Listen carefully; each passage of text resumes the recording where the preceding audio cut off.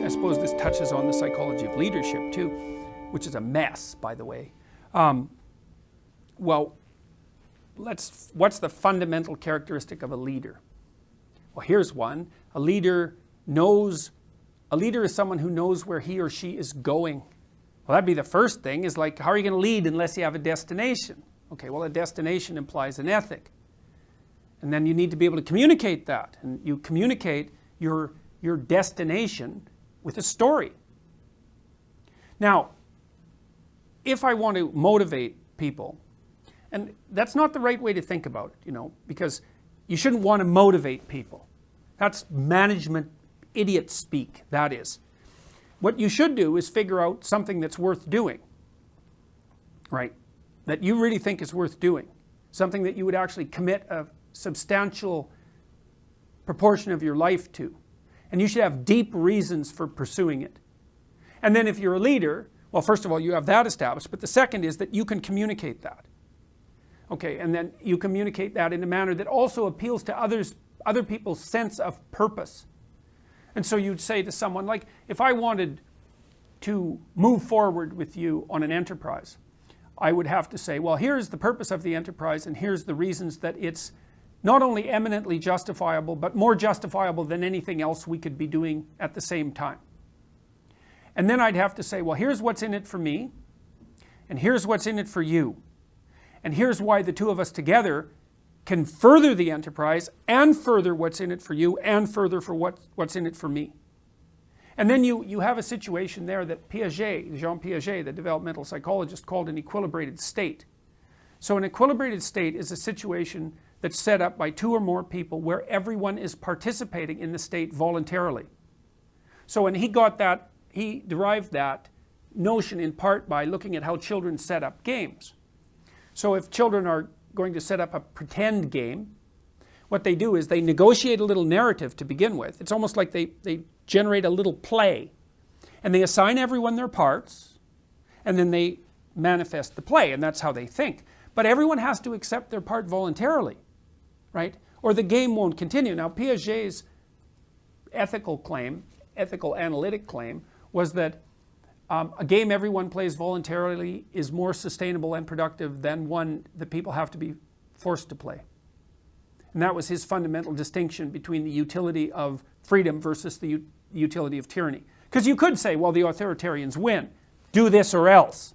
That's a way of organizing a society. But Piaget's claim was the enforcement costs are so high that the free society will outcompete the authoritarian society across time. Now, if you're going to set up an organization, you can set it up on authoritarian lines. But then you're basically compelling people to perform with punishment and fear.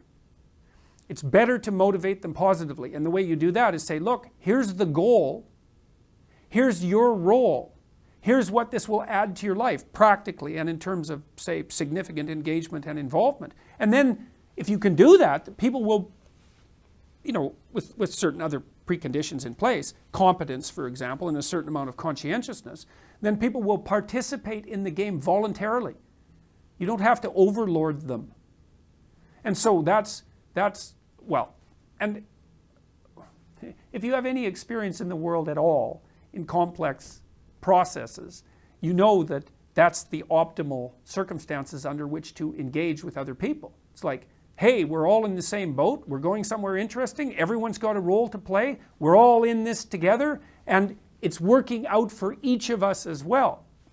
Now, there's a corollary to that, which is an interesting one. So imagine this. So let's say you have your organization and you have your goals, and you're out to do something worthwhile, and you can tell a good story about that. So you've got people on board. Now, you really want to get people on board.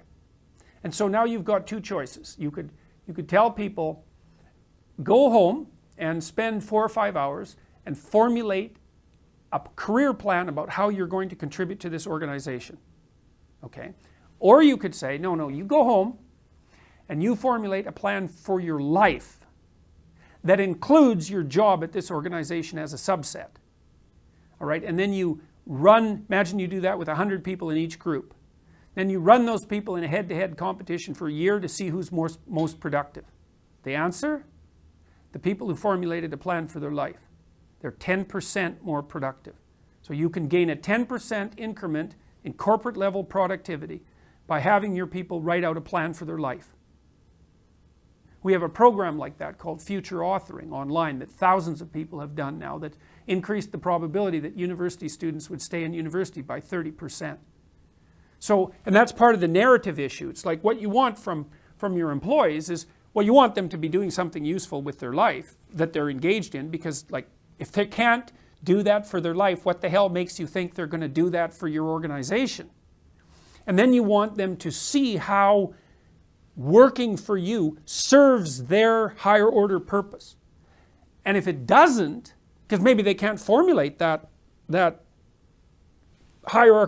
integrated hierarchical relationship, well then they should find another job, right? Because that isn't the job for them. If your job is running at cross purposes with your life, how the hell are you going to be motivated? You're not. At least you're going to be stymied constantly by the internal contradiction. So imagine what you're trying to do is you're trying to get everyone pointing in the same direction.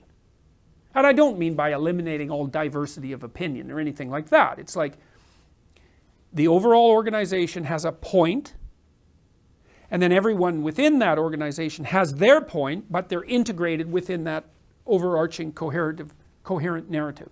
That's the purpose of leadership. And to make that work at every level of the organization. That's what you want to do. It's very difficult, but you build a stellar organization if you do that.